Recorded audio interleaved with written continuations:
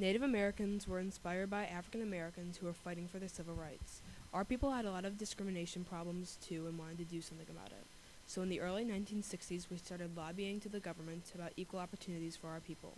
Modeled on African American civil rights movements, the Native American Indian Movement, AIM, was established by 4 Native American activists: Dennis Banks, Clyde Belcourt, Eddie Benton Bonet, and George Mitchell.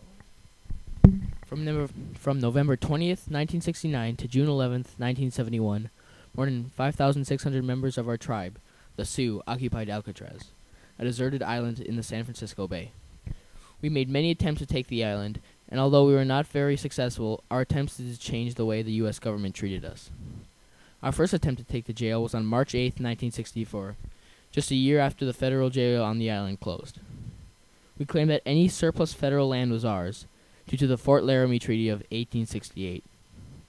We occupied the island for several hours before U.S. Marshals made us leave.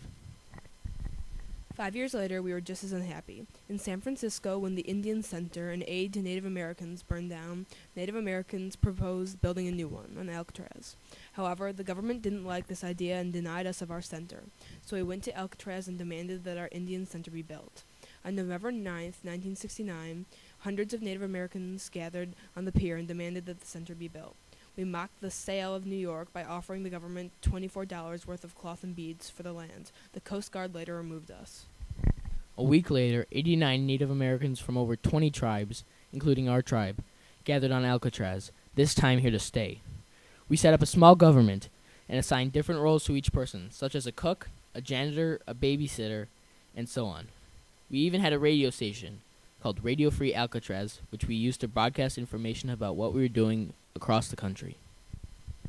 Americans responded very positively to the island. They sent us money and supplies to help with the cause. However, the government decided that they would take the island back. So on June 11th, U.S. Marshals raided the island and removed us.